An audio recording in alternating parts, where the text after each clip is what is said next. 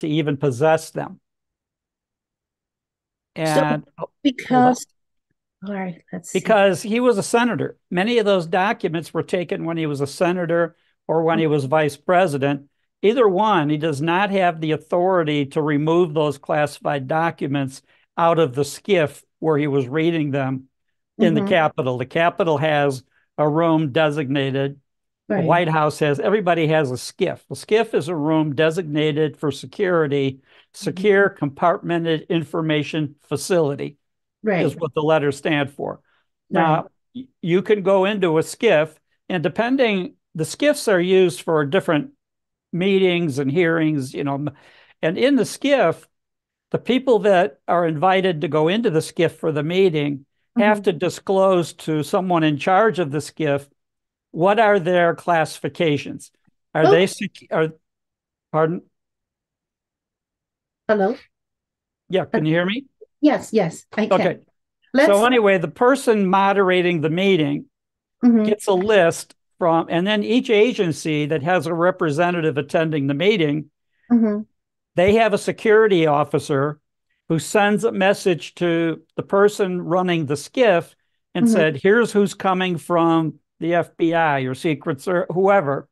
And Sure, these are their classifications. They're classified, their security clearances are up to confidential sure. or top secret SCI, which is a higher level. So in that case, the person running the meeting knows who's coming and knows what they're allowed to hear, what the classifications are.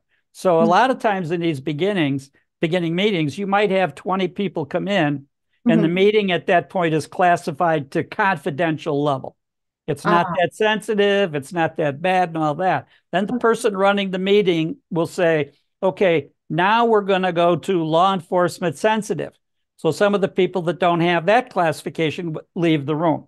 okay, Then when that this goes up and up. So they might eventually get to the point where there's only 5 or 10 people in the room. Okay, now the rest of the meeting is going to be top secret. And sure. so Now you have to we're be top secret cleared to be in that room. sure. Now, Okay, you let's sit in the room, you Tom. cannot take any of the material with you. Tom, I'm sorry. Are you losing me or? Yeah, kind of. Let me just start this program, and then we're just discussing, and it's very informative. And then some people maybe know what we're talking about. Some people maybe not. So, yeah, this is our welcome to Cheyenne's Forum, and today is March 12th, and right now the time is what's the time? Eastern 3:06 Eastern. 3:07 p.m. And thank you so much for our dear friend Tom to come here to join us, and we will talk about some very important issue about today's so what happening today. Thank you so much, Tom, for coming. So nice to see you. Nice to see you. Nice to be back. Yeah, thank you so much. And Tom worked as in FBI for 29 years, and then he's retired from FBI, and he served as the assistant director of FBI for 5 years. So again, thank you so much for your service and for taking your time to discuss with us for some important issues of today. Three topics today. First, of course, is about TikTok. TikTok right now is a big issue. People are talking about to ban TikTok, and some people agree, and some people did not agree. So this is very interesting and very. I think it's important to one of every one of us because TikTok is so popular right now, and we need to discuss with this topic, with this issue. Well, actually, TikTok issue is not happening right now. It's about 3 years ago. We're talking about to ban TikTok, but still nothing has been done. So this is our first topic. The second is about the hearing today happening in Congress. It's about the special counsel, former special counsel Robert Hur, testify on the Bannon classified document case. I think the hearings is still going on, not finished yet. And Tom listened to some of the the hearing. And the other hearing he mentioned is about the J6 committee. And this is another big issue.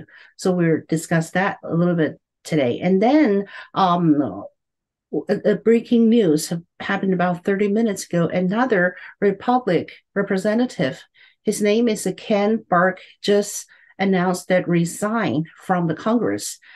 So he's going to leave the Congress at the end of next week.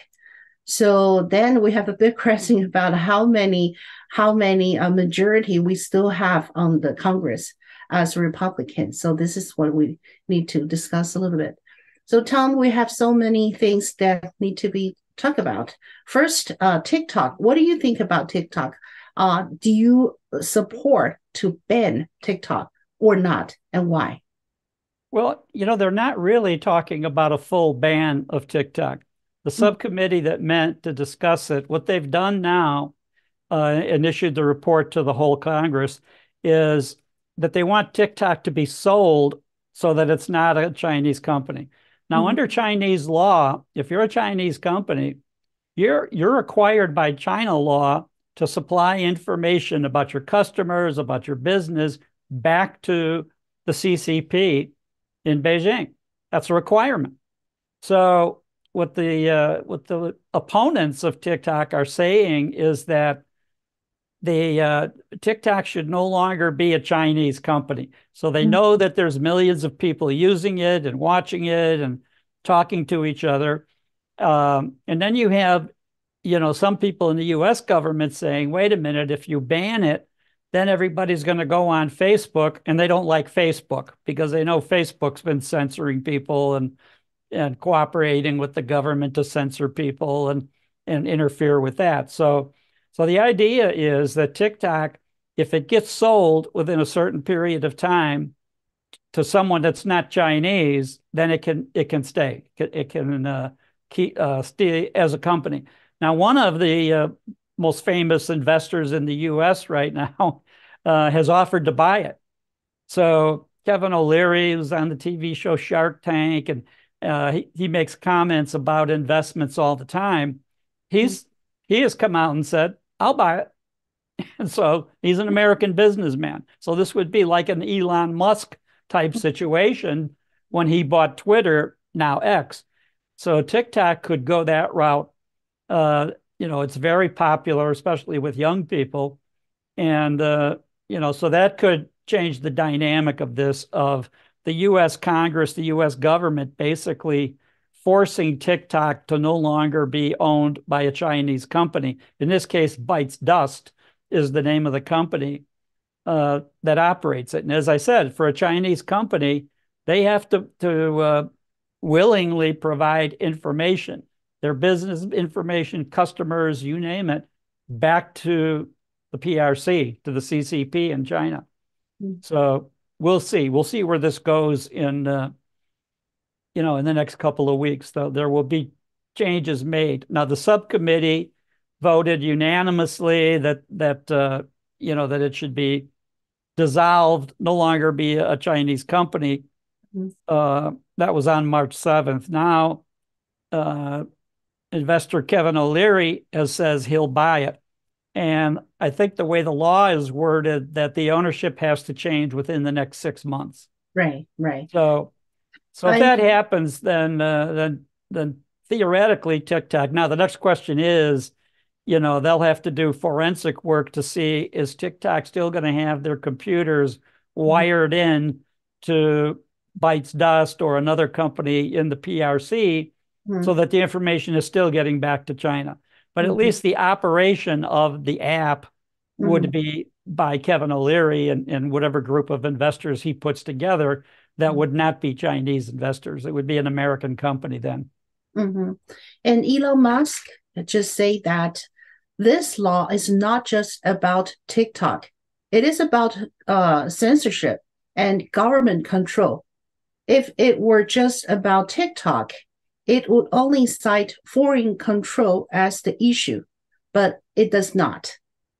Do you agree what he is saying here? I don't fully understand what he's getting at here, because the issue is not foreign ownership.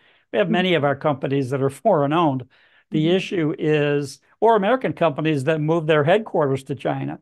Right. Does that make them still American or a Chinese owned company or what? But TikTok is specifically owned and operated by Bytes Dust, which is a Chinese software company.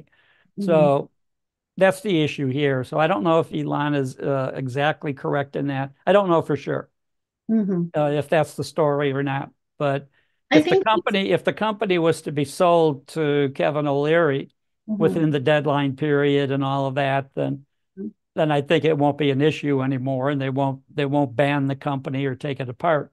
But again, a number of conservatives are worried that to just out and out ban TikTok, period, would give that people on social media would then go to Facebook or one of the other ones that are Mhm. so left wing, so anti-American almost, Mhm. and that would be worse than leaving it alone. That how much damage can TikTok do now compared to what Facebook does and what Facebook has been doing in Mhm. terms of interfering with U.S. elections and helping the FBI censor people and, the number of things that were going on between the FBI and Facebook, the FBI and Twitter before Elon Musk bought it. So you have a number of issues regarding censorship.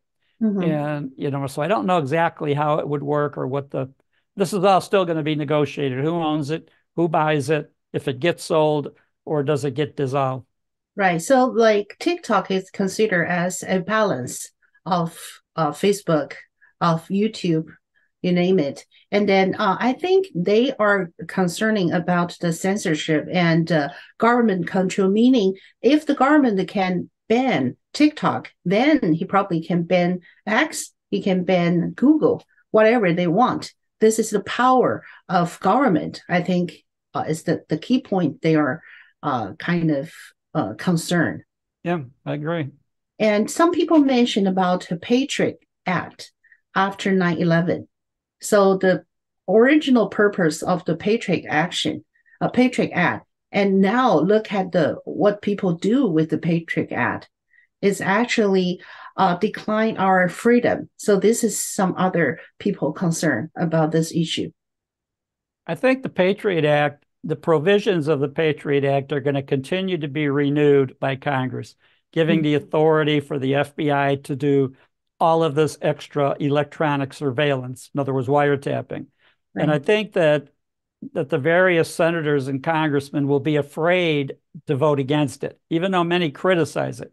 Now, the problem is the Patriot Act um, has been very widely abused by the FBI Mm-hmm. specifically. Mm-hmm. And the Foreign Intelligence Surveillance Act has a court, the FISA court, which authorizes the FBI to do wiretapping in the case of national security. Right. Now, when I ran the FBI's organized crime program for 5 years, I authorized criminal wiretaps, Mm-hmm. widely known as Title III. Title III was a provision of the Omnibus Crime Control Act of 1968. Mm-hmm. That wiretapping authority was designed to go after gangsters, drug traffickers, criminals who violated, and the list of laws that they had to violate to qualify for that kind of surveillance was listed. So it could be murder, racketeering, rape, extortion, loan shark, whatever it might be. But there was a series of laws listed and the procedures of how the FBI could go about getting the wiretap, how to establish the probable cause, how to submit it to the FISA court, what limits would be placed on how long a wiretap could be in place, how to go about renewing it, what to do with the results of it. Mm-hmm. And one of the things that separated FBI criminal wiretapping from every other agency in the world is that if you were authorized by the judge in each district, if that judge authorized the FBI to do 30 days of wiretapping against, it named the individuals, Mm-hmm. the interceptees, it named what violations that they had to commit to qualify. Mm-hmm. And then the wiretap was good for 30 days. And the FBI had to submit in 30 days the results to Mm-hmm. the chief judge and then submit a timely renewal. If they wanted it reauthorized for an additional 30 days, it specified how to do that. What separated FBI or United States criminal wiretapping from everybody in the world was that if you had the legal authority from the judge to do the wiretapping, what you gathered, the evidence you gathered, could be used to prosecute the individual that was wiretapped. So that could be introduced in U.S. federal district court as evidence to prosecute the person. That provision enabled the FBI. And as I said, I was in charge of the FBI's organized crime program 5 years, and I was responsible for authorizing from the different divisions in the country, if they were trying to get a wiretap, if they established probable cause and then listed it in an affidavit, I had to review it.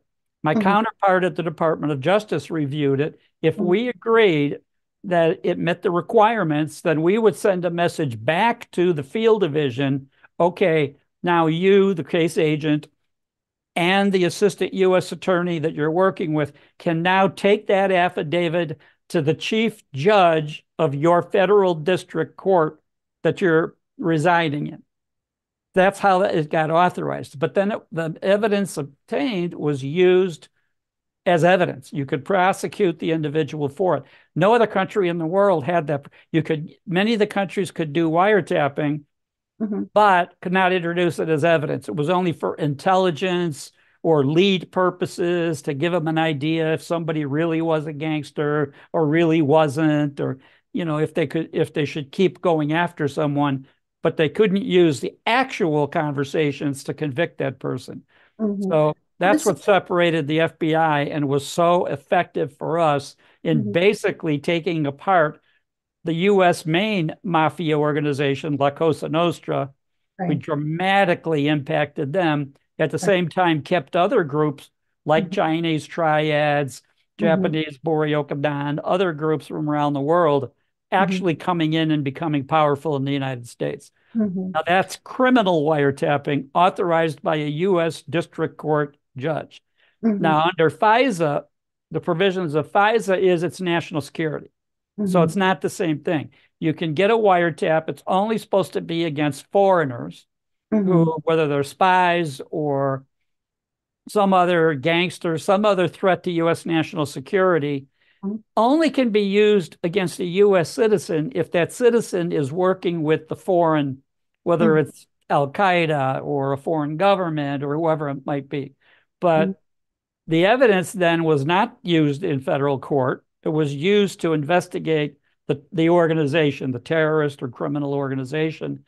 And so it was easier to get a national security wiretap, but you had to meet the provisions that the individual, if that person's an American citizen, that they're actually operating as a foreign spy or foreign criminal or working with the foreigners in that case. So you mentioned that it was widely abused. So when did that happen? Well, the FISA court submitted reports to the FBI saying that they believed over a couple-year period that there were significant errors in more than 500 wiretap requests under FISA that the FBI did. The FBI, we'll fix that. We won't allow that. We'll take care of that, and then didn't. And that became the issue. Now, one case, for example, when the FBI, the National Security Division of the FBI, not the criminal division where I had been, but the National Security Division decided they're going to get a FISA on Donald Trump, or his associates. And at the time, Carter Page, surveillance revealed to the FBI that Carter Page was meeting all of these different Russian intelligence officers. Wonder if he's working with Russian intelligence. And so the FBI sends a message to CIA headquarters. This is called deconfliction. We did this all the time, where we would contact another agency. Is this person working for you? So you would understand if they had a case using that person that you wouldn't interfere with their investigation. So in this case, the FBI sends a message to CIA headquarters asking, is Carter Page working for you? Because he's meeting all these Russian bad guys. Right. So CIA sends a message back saying, yes, he is. And one of the attorneys is not an agent, but one of the attorneys at FBI headquarters in the legal counsel division by the name of Kleinsmith, he alters their reply to say, he's not working for us when he was, and we were told he was. So therefore, the FBI submits a FISA application and tells the court, oh, he's not working. He's meeting bad guys and he shouldn't be. He's not working for the CIA. CIA told us he's not working for him, which was a lie. Now, Kleinsmith had slap on the wrist discipline. He was out of the FBI for, I think, a year. Then he was reinstated. He got his law license reinstated, everything like that, no severe punishment. He's the only person that ever, I think, really they tried to do anything to discipline-wise using the FISA laws. But in the meantime, Christopher Wray, the director, promises the FISA court, oh, we're going to fix it. We're going to hold people accountable. We're not going to tolerate this. This can't be. Well, wasn't true. Put it that way. So maybe we can say that the law, the purpose of the law itself is good. It's really depend on who used the law. Well, that's it. So when Congress says, oh, we have to authorize this because how are we going to stop a terrorist act in our country? For example, right now we know that Hezbollah and Hamas have terrorist camps in Mexico. Right. They recruit and train in Mexico. And we know with our wide open border, all they have to do is walk in to the United States and be a threat. So the idea is that whoever they're contacting in the U.S. to work with them and be part of their plot, if they're plotting another 9/11, you want to be able to wiretap whoever the Americans that they work with to get in, to have them to facilitate the next terrorist act. So you don't want the FBI abusing it. You want to have the authority, and that's where it comes in. The senators and congressmen that have authorized this, they don't want to be the one to say, I'm voting against the provisions of the FISA attack, and then there's a huge attack and 25,000 Americans die, and they don't want that on their watch. They don't want that on their conscience. They don't want to be blamed for it. So it's easier for them to say, okay, we're going to continue to give the FBI the authority, and we're going to keep our fingers crossed and hope that Christopher Wray actually holds people accountable if they abuse it. Now, so far, Christopher Wray has not. And so, the thing with Kleinsmith was an actual joke. But that's the idea, is that we have two different wiretap systems in the United States. Now, the FISA national security wiretaps are not designed to be used as evidence. There's a lower standard to get the wiretap because it's for information to stop the next terrorist attack. Criminal wiretaps, you're going to use the evidence to put a gangster in prison and take away their freedom and property and whatever else using that wiretap. So that's why it's much stricter. The systems in place are much stricter, much more closely enforced to maintain that. And I passed on to all of the agents in the country working organized crime that I was not going to authorize the agents to submit an affidavit for a wiretap to their judge unless I was satisfied that they met all of the legal requirements completely, because we needed that authority. Without it, we were not going to be able to do anything against the mafia, for example, or other organized crime groups around the world. We needed the authority, and I didn't want to take the chance that we could lose it. And I even testified for one of the committees of Congress, because in late 99, it was proposed that authority be taken away from the FBI. And I testified how we used every step of the way, what we did to safeguard it, how badly we need it, and how successful we were against the mafia in particular and other groups using what we referred to as Title III.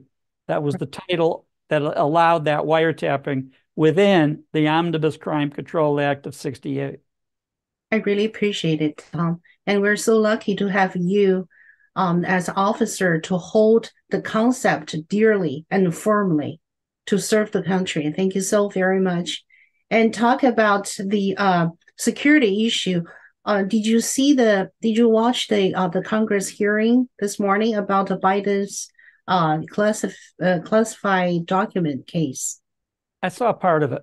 Yeah. So what I do was you? bouncing between hearings. Yeah, that is two hearings we would like to discuss with you. So what do you feel about the hearing? Do you think that the Biden actually break the law and need to be punished, No, or Special Prosecutor Hur said he broke the law. No, Mhm. no ifs, ands, or maybes. He did Right. not have the authority to take the documents that he took Mhm. as a senator or at the time he was vice president.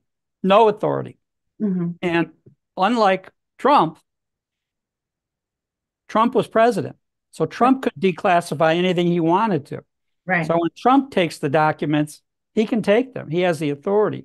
The one Mhm. thing I learned this morning, watching a thing on the hearings, was, you originally wondered, why did Biden take all those documents? What was he doing with all these documents? Mhm. Then, we already know how greedy he is. All the Mhm. money he took from China, all the Right. millions he took from Ukraine and Moscow and different countries. So we already know that he's just really greedy. And Mhm. that's how he went from being a public servant to building 3 mansions in Delaware, even one right on the ocean front. Mhm. So we know how he did that. Well, it turns out that one of the issues that comes up is that Biden took a number of those documents so he could refer to them to give information to an author who was writing his biography. Right. Right. And the author did not have security clearance to see any of this stuff. Right. Right. So anyway, it turns out Biden gets an advance agreement from a publisher Mhm. to be paid $8 million for his biography. So Exactly. that's the motivation. He's going to work with this author. Mhm. And as a result of that, this book will be published, how great he was in his career and all that. But the main results he'll get $8 million as an advance on that book. And Mhm. so that's what it was for. It was, as usual with Biden, it was greed that led for him to take the documents and then use the documents. But he had no authority. Now, what Hur testifies to, no question about it, when he took the documents, he knowingly broke the law. Mhm. He did not have the authority to possess them. He did Mhm. not have authority to declassify. Only the president could do that, Mhm. or the original author of the documents, which he Mhm. wasn't. The original, the informant information, the agent that's provided it or whatever, then you Mhm. could arrange for your information to be declassified, but Right. not somebody else's. Only the president can declassify a Right. different person's. So Right. anyway, Biden, um, he goes ahead with all of that. Now, Special Prosecutor Hur says, oh, he knowingly broke the law. He knew what he was doing, did it on purpose. Mhm. All of the requirements in place to prove that it was illegal and Mhm. that he knowingly did the illegal activity. They know all of that.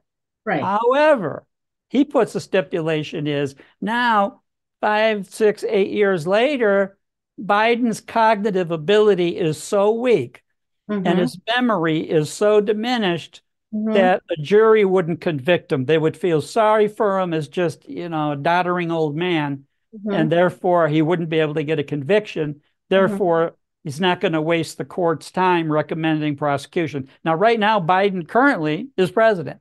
Yeah. So he would have to wait if they were going to prosecute him, he could be impeached, Mhm. but they don't want to do that because, God forbid, we would have Kamala Harris, who's even less popular than Biden, become president. So they don't want that.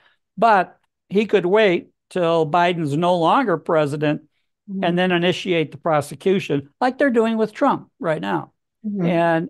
And basically, Hur is saying, no, he is so weak cognitively that And how come he still be the president if he's because it's not up to her to say, I know he's cognitively impaired and I won't be able to get a jury to convict him because they'll just feel sorry for the old man. But it's not up to her to remove him from office. It's up exactly to The 25th Amendment's a dangerous thing. Biden's own cabinet is not going to remove him. So the next step is he can only be removed by impeachment. So the House of Representatives would have to pass articles of impeachment, vote on it, pass it, which that by itself would be hard, and then send it to the Senate. And then the Senate would hold a trial like they did twice with Trump, where Trump was acquitted twice. Well, with Biden, you'd have the same result because in order to get a conviction under impeachment, you need 2/3 of the Senate. 67 senators would have to vote guilty. And by the time all this would happen, it would be like Trump's case. It might not even matter because it would be next fall or next winter or some other time. Right. So that's why her's basically saying, no, nothing much we can do with this. So we need to stuck with this guy for another 8 months. Yep. So another hearing is about the General Six committee, right? That you watched. So what's that about? Well, the issue there is that first of all, was the January 6th Congressional Committee legally a congressional committee? The obvious answer is no, because under the rules, to have a special committee designated, the committee has to be divided equally, Republican and Senate, and what it does has to be recorded and preserved because under the Government Records Act. So what you have with this committee was Pelosi creates the committee, and at the time, the House of Representatives, the senior Republicans, submit who they want on that committee. Pelosi says, oh, no. I'm designating the only Republicans on the committee are going to be Liz Cheney, who hates Trump with a passion, and Adam Kinzinger, who also hates Trump and voted for impeachment. So these are the only two Republicans who are absolutely the definition of rhino, Republicans in name only. So the rest of the Democrats, Pelosi pick up this too, to the committee. Yeah. Is that correct? Yeah. Okay. Yeah, she picked them.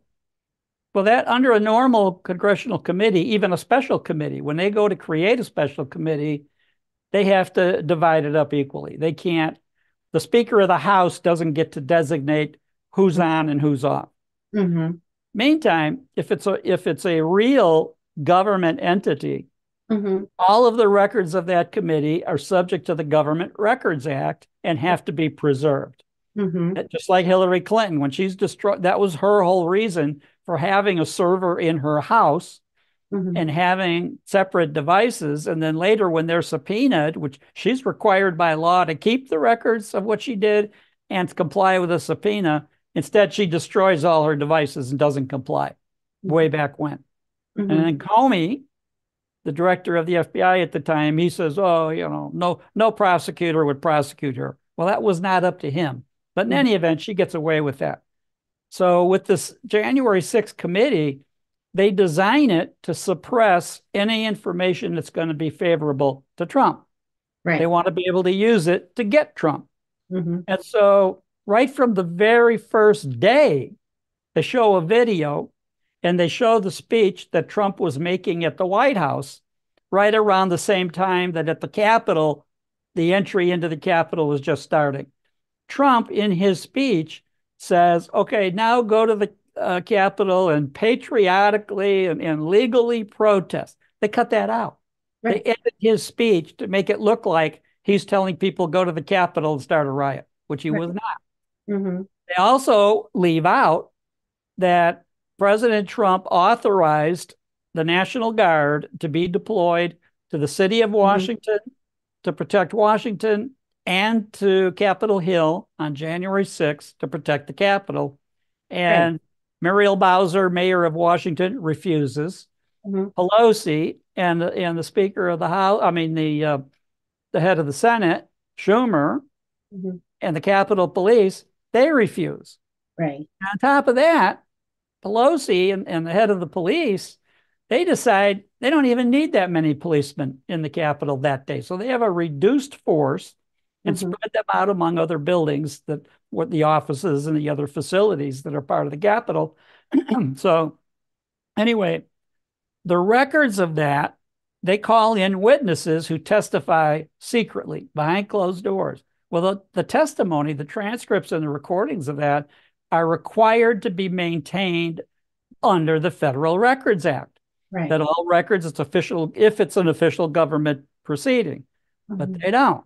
So now Trump's attorneys, since he's caught up in this, are trying to subpoena the talked to behind closed doors that had not, those testimonies were not previously introduced.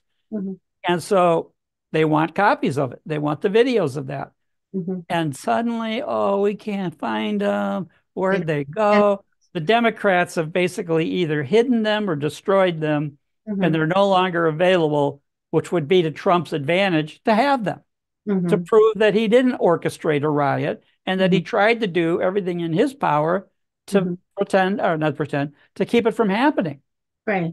And so that's where they're at now. And so now you have Jim Jordan's committee holding hearings to basically talk about what went on with that committee, showing that the committee was a sham, it was illegal, it was improperly done.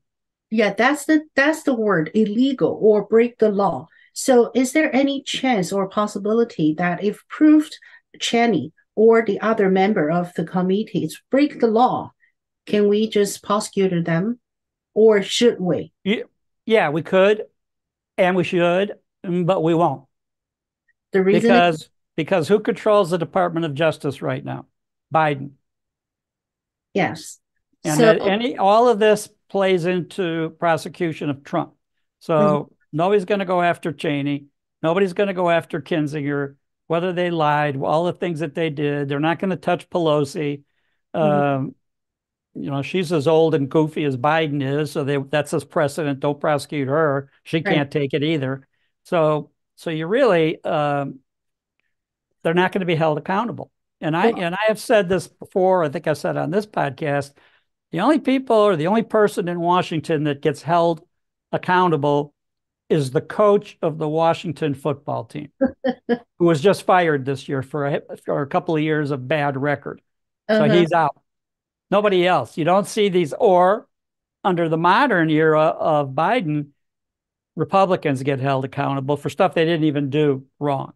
Right. So you have all of these prosecutions against Republicans or conservatives or pro-Trump people or Trump himself, and you don't see any of that against any Democrats, no matter how bad it was.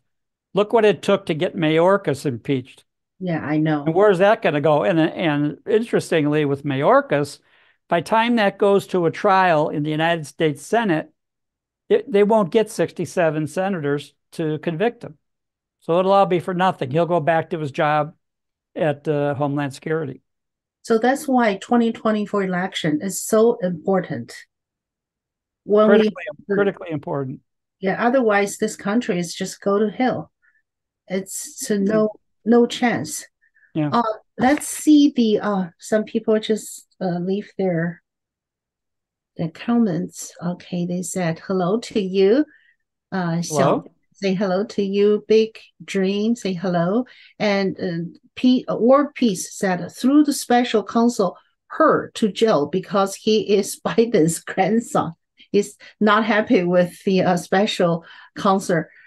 And Coffee, 你好. And then Lou, 你好. And then anybody can apply for political asylum when he illegally crossed the border. And then he can get driver's license and social security card, which may qualify him to vote in some blue states. So talking about the illegal immigrants, and then that's the goal of the Democratic Party, right? To let all these millions of people come in, give them the ability to vote, knowing they'll vote Democratic because that's who let them in, and the Democratic Party will hold power forever. The Republican Party will not be able to overcome a Democratic majority if all these people are allowed to vote. Right. But right now, I saw some actions from Republican parties. One is the RNC chair. They just have new chair, two chairs, right? Chair and co-chair. Right. Yeah. Laura Trump is the co-chair, Right. and she said that she will focus on the like the donation things, the money issue, and also make sure the election is fair. And that is the most important thing to RNC right now. And also, we see the Turning Point USA. This is an organization that conservative, especially conservative youth, they actually spend very rapidly all over the states, and they have their offices in different states, and then have some growth. The people work for them for the election, for the votes. So it seems like people are get together to work together to make sure 2024 election is fair. So I think this is the only maybe only hope right now for the conservative, for the American people. Yeah. Like, One of the issues that's been coming up for several elections, Ronna McDonald, the head of the RNC up until this week, right. she took the position that, and so did Trump, Mm-hmm. that voting should only be on election day at the polling place. None Right. of this voting for 45 days and absentee ballots and drop boxes and mail in ballots and all of that, Mm-hmm. with the exception of if you're in the military, out of the country, or Right. in the hospital or something. But with few exceptions, you had to vote on election day. Right. And that's a great idea. But the Mm-hmm. problem was that Democrats, they set that up in many of the states to have 30, 40 days of voting before Mm-hmm. election day. So if you look at Georgia in particular, a very popular candidate was, a football star, Herschel Walker. He's a Mm-hmm. Republican endorsed by Trump. He's going to be elected senator from Georgia. Mm-hmm. Well, the problem was that for 30 or 40 days, Democrats have been voting for the people they wanted in the Senate. By time election day, with the Republicans being told, oh, no, no, don't go early, go on the day, Mm-hmm. they go to the polling places on election day, and Herschel Walker is already losing by a couple million votes, and they Mm-hmm. couldn't make it up. So he doesn't win.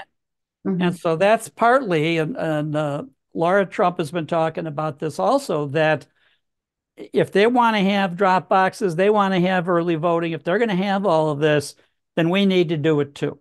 Right. We need to just not sacrifice, because the other issue is, by election day, first week in November, you might have bad weather, you Mm-hmm. might have tornadoes or Right. hurricanes, who knows what, where people can't get to the polls. So if you've let the Democrats have 2 months of voting early, you're not going to be able to make that up. If it has to be perfect for you to make it up.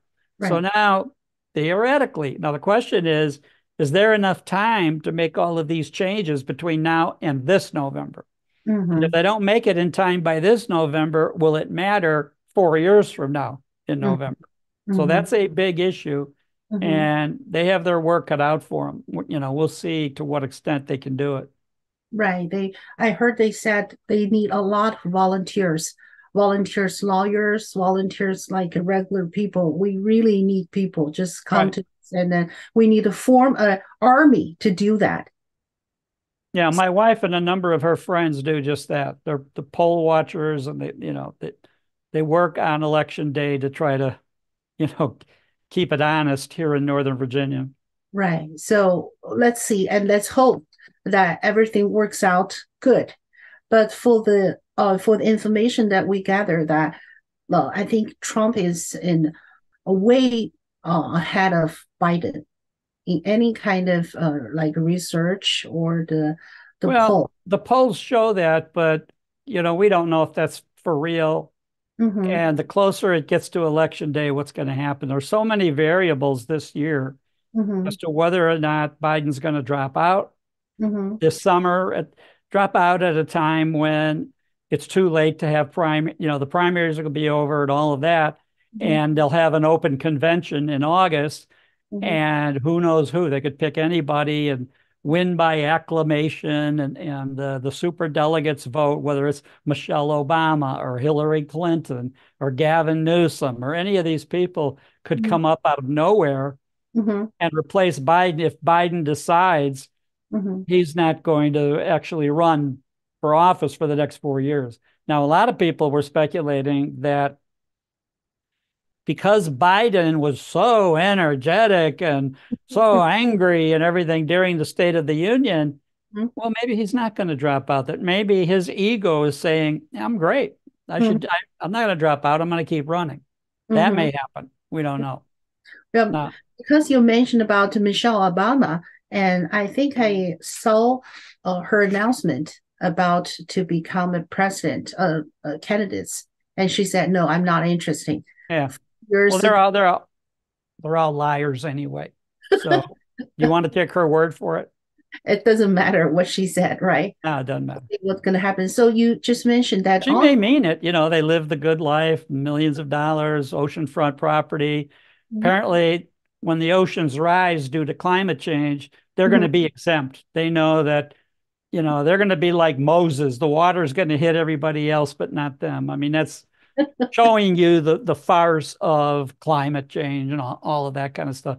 But in any event, who knows what they'll do at the time, or who they'll bring in, who will rise up. That the Democratic Party just really has a very weak bench because they have been so progressive, so woke, that a lot of the people that might have been, you know, conservative by Democrat standards, more middle of the road, you don't hear from them. That they're staying in hiding. So we don't know for sure what's going to happen. It's going to be a very interesting summer to see what happens at the conventions.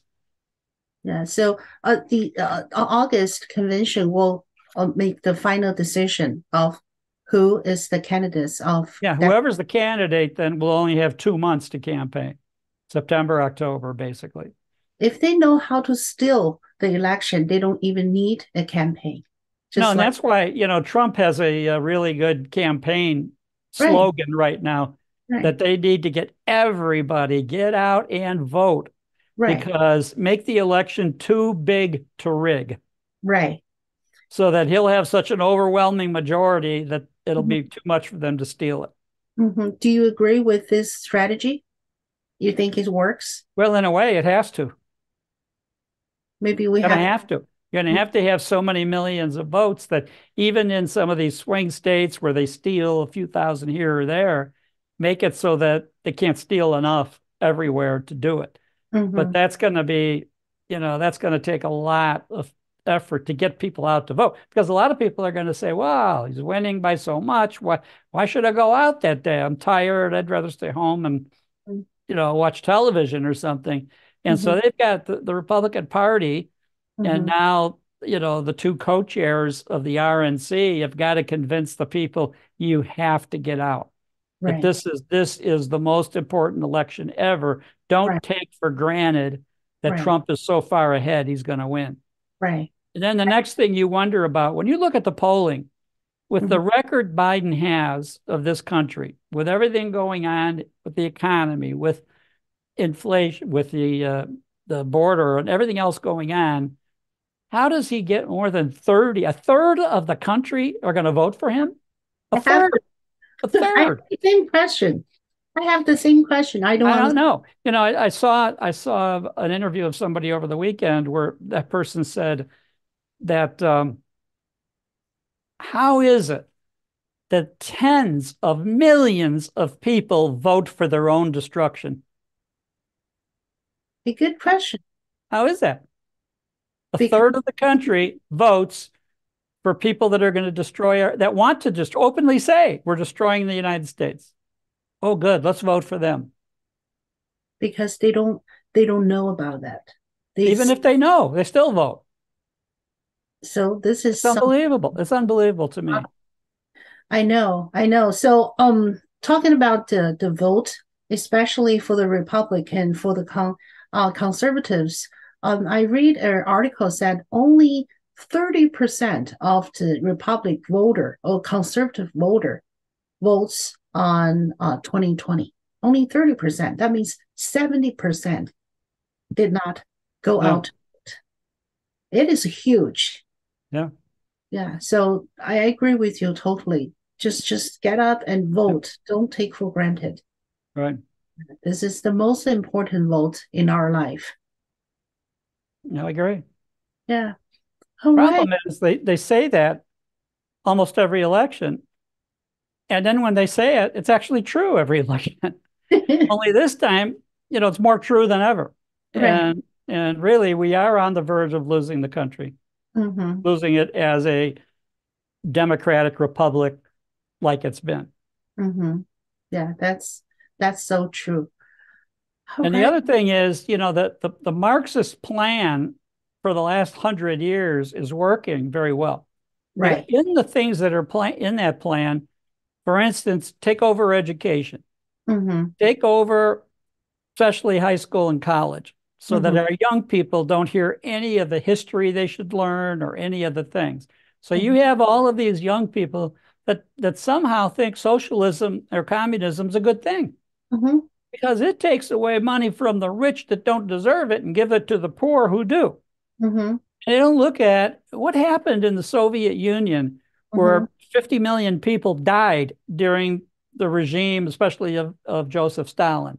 Or what Mm-hmm. happened in China? How many million people did did Mao kill, Mm-hmm. especially during the Cultural Revolution? 20 million? 30 million?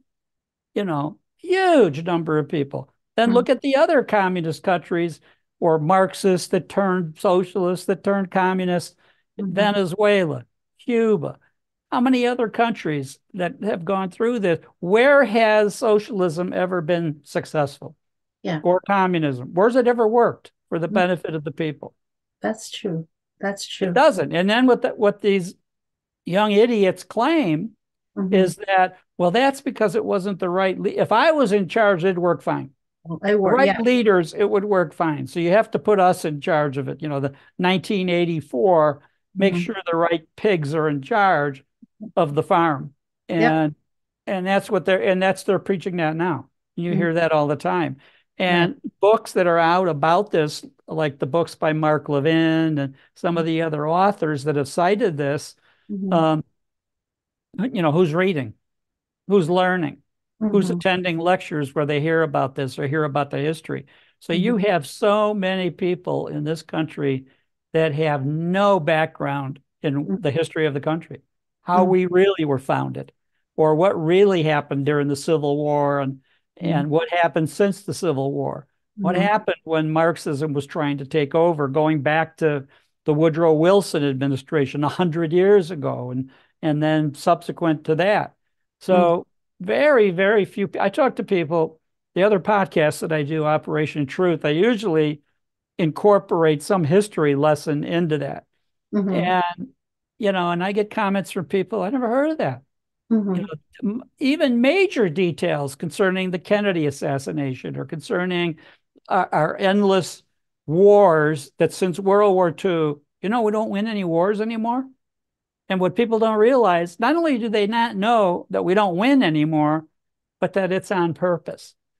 The military industrial complex wants to just make money Mm-hmm. perpetually. So, and they make it a cash cow as much as they can.